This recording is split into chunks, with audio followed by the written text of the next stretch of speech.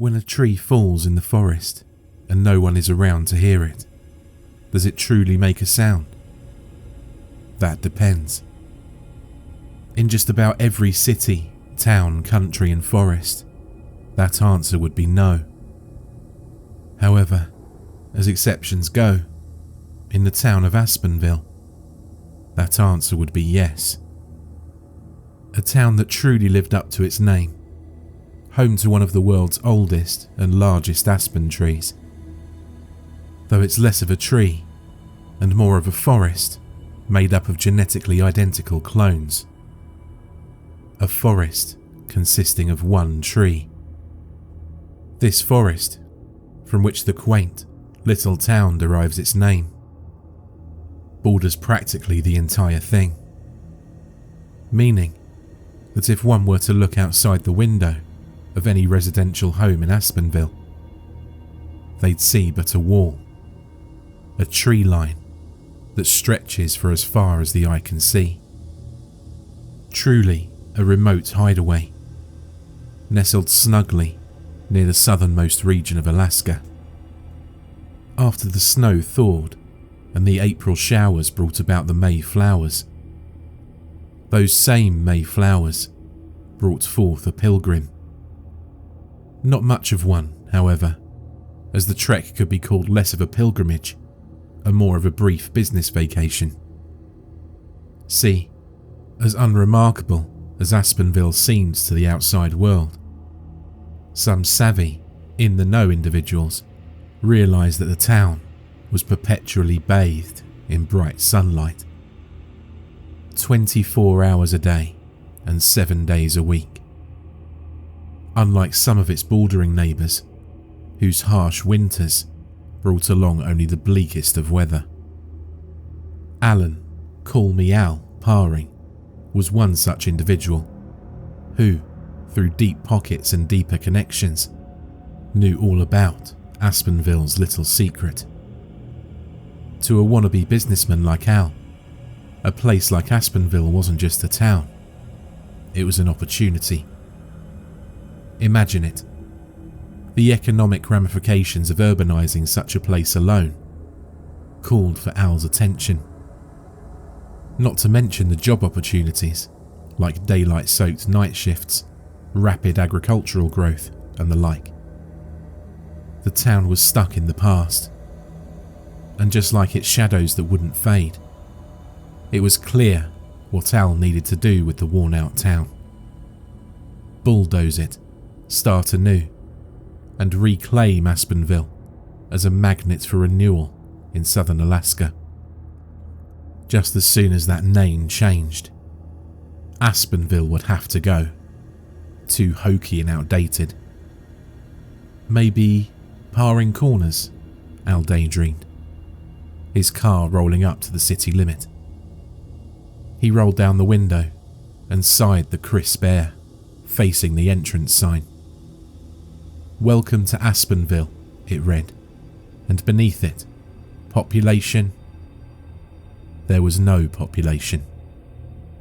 There might have been a number there at one point, but the sun took to that, smudging out any semblance of a stenciled figure, now completely sun-bleached, along with the rest of the off-white sign.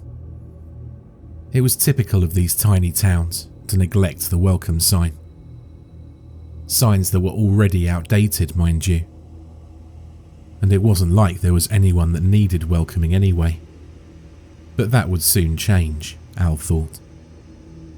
The car drove through the thicket of dense aspen trees, mere outlines against the harsh sun that peered through them, until it reached a clearing of tall grass. And housed in the middle of that clearing was the town of Aspenville. It was even smaller than he'd imagined, only about a dozen or so buildings packed around a tiny town square. It was a twee and scenic view, like something out of a Currier and Ives print. An Al's hoot snapped him from his gaze as he realised why he was there, and looked over at his watch as his hand gripped the steering wheel. It was nearly 11, yet the twilight above was brighter than an afternoon sun. He swelled up a deep, refreshing breath and smiled, letting the sunlight dance upon his face from through the open window, as he realised that he already loved Aspenville, and he just had to have it. Stepping into the town's only motel with a handful of necessities for the short trip, Al approached the front desk within a small office, occupied by an older woman that greeted him as soon as the bell dinged against the door. He watched as she watched him, smiling and nodding politely as she did. "Good evening," she said through a wide grin, unmoving in her tall chair. "Welcome to the Sunset Motel." Al chuckled as he laid down his bag. "Not much of a sunset here," he said. "Yes, well," she nodded. "This place is the closest thing to it, should you need to rest your head." He nodded as he looked around the place. Colourful, yet earthy, it must have been the dimmest sight within the entire city.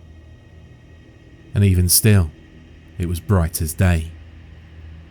The light that cast onto the woman's pale and wrinkled skin showcased those dark bags under her eyes, far more numerous than the single one that Al brought along with him.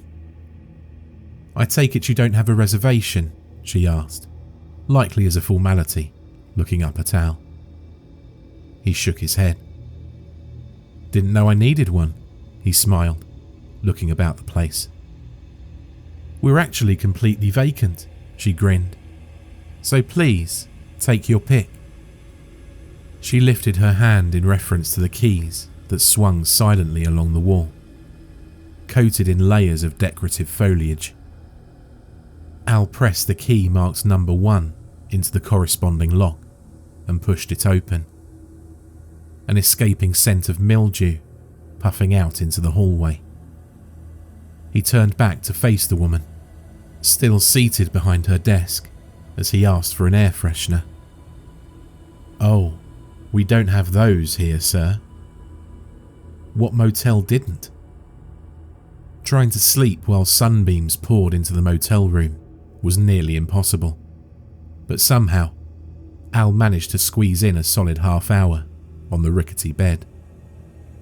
The blinds did their best to hold back the rays, thanks in part to the greenery that grasped the sunlight along the frosty glass.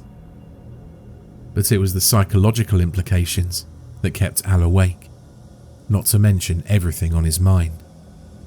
And the smell. The following morning was an odd blend of sunshine and rain clouds, not dark enough to nap, and not bright enough to truly wake. The plucky taps across the foggy glass window turned into heavy thuds of rain droplets that rattled the motel, and maybe the entire town of Aspenville too. Al went to open the blinds at around 8 in the morning when he noticed an unusual sight. An old man, tipping to and fro in a rocking chair atop an old and wooden porch. All the while, the rain bombarding him from above, his clothes clinging to his frail and aging form. Yet he seemed not to notice nor mind, as if he were completely dry and dandy. When the rain let up, Al decided to take a short meander over to the man, carefully manoeuvring mud puddles with his pristine shoes as he strolled about the town, feeling eyes watching him from unknown places.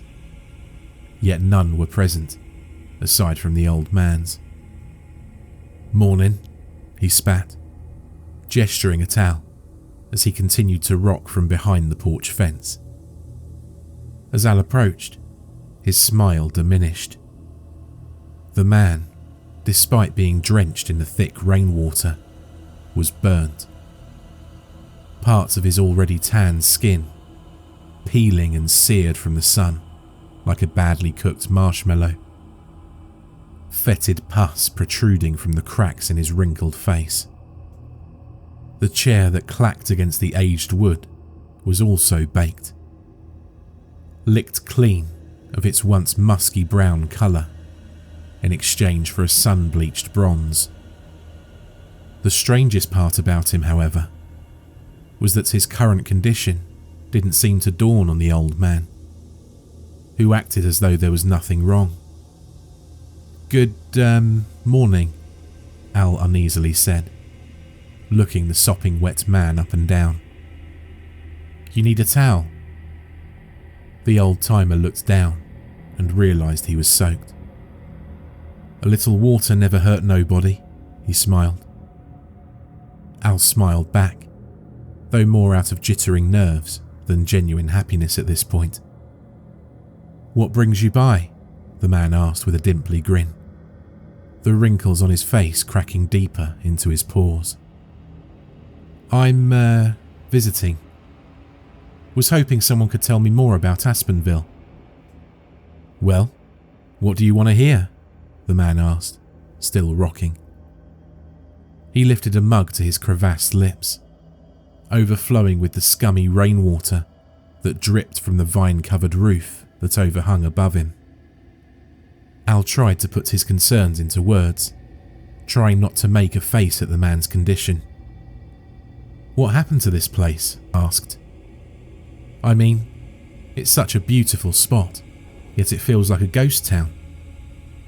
The old man nodded and clicked, a stream of water dripping from his red nose. He looked up, prompting Al to do the same. "That sun," he said, failing to squint at the orange-yellow ball. "That sun's out here all day and all night. Lots of folks can't sleep when the sun's out." "Tell me about it," Al said, scratching behind his neck.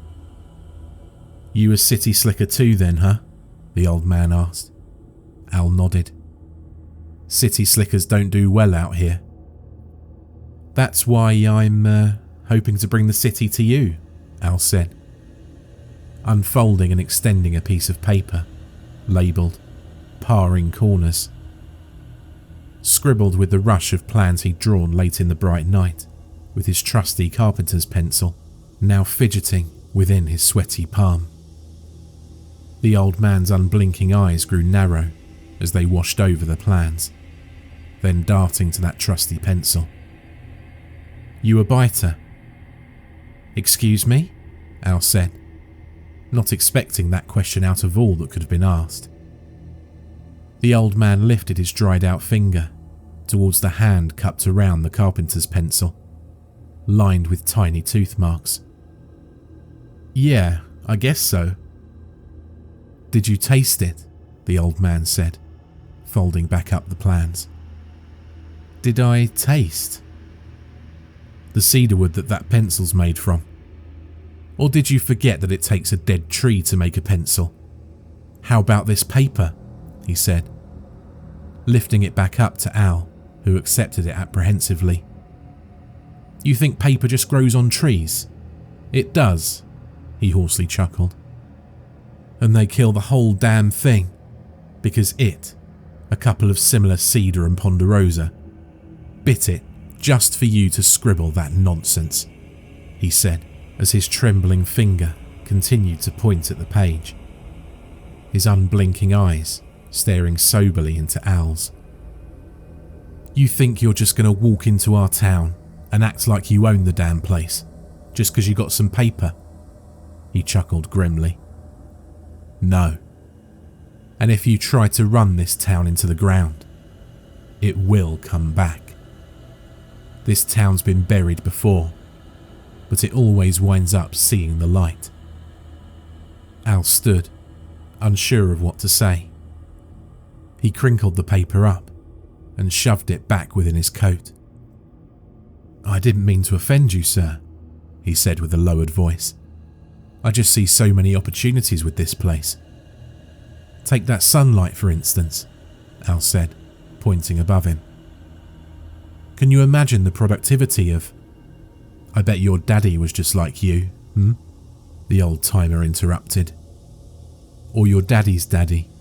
Am I wrong?" Al shook his head against the sun. My father, Al admitted. He wanted me in the family business. He paid for my way through school. So, it started with your daddy, and his daddy before him, the man clicked. Mm-hmm. This town's got a long history of men trying to claim it, the old man droned. Our roots go back to the Atna tribe, and ain't nothing changed since their blood soaked these grounds. For a town that hasn't known night, it's sure seen some dark days. That's terrible, Al sighed. Wait, Atna, he thought. How about Atna amenities? After the old man excused him, preceded by a rant and a nod, Al decided to survey more of the town, which involved briskly snooping each and every nook and cranny, as the pathways aligned with crunchy leaves, snapped beneath those dressy shoes of his. All the while, the man's rickety rocking chair cradled his frail body back and forth, the sound reverberating throughout the small town. And aside from those creaks and clacks, the occasional bird's coo, and the crunching of the leaves, the desolate town harboured an aura of tranquility. Yet if tranquility implied peace, then no such tranquility existed in Aspenville. For it was a town with roots that were soaked in blood, and it knew no such peace. Al felt it, this stillness devoid of all peace. If this town was to be built up, it would restart from the ground, as its very foundations reeked of the mildew that covered its dilapidated houses. Who would want to live here?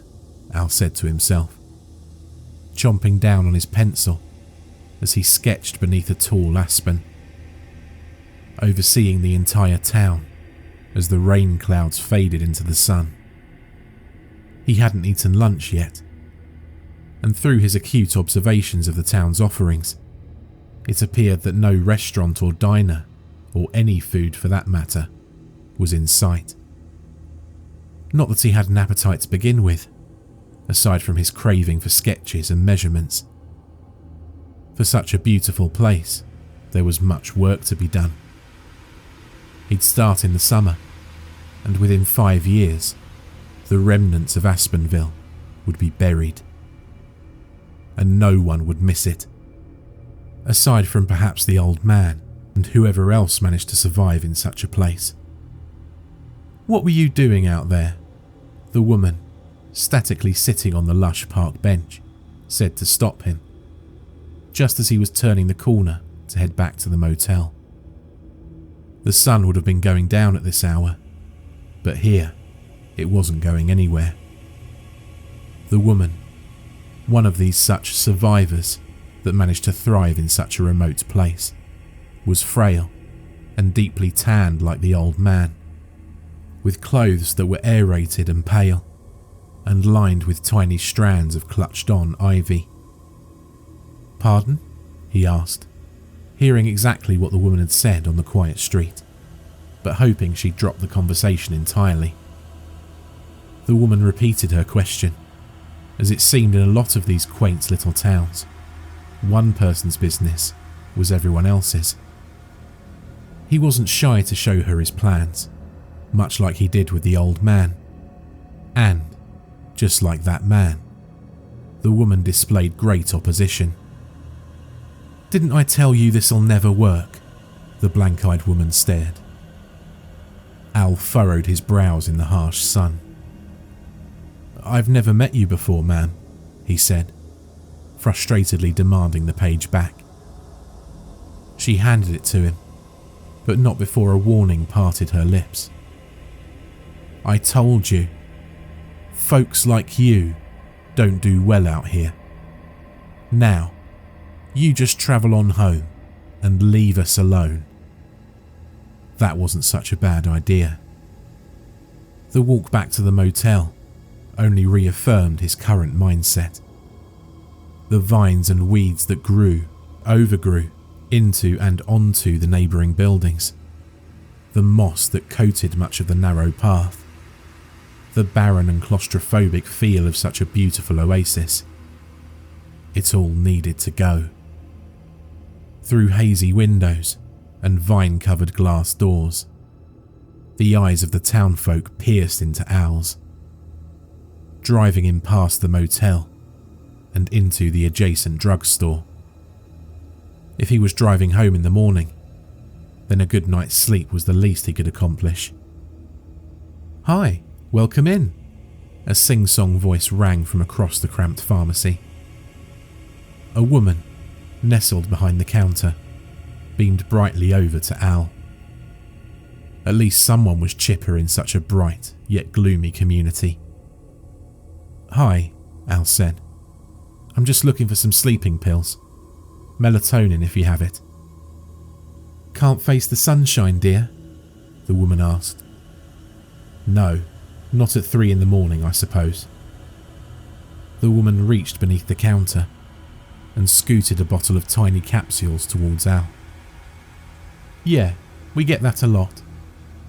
The sun likes to mess with people's sleep cycles around here. Not too bad once you figure out how to deal with it." "Have you?" Al asked.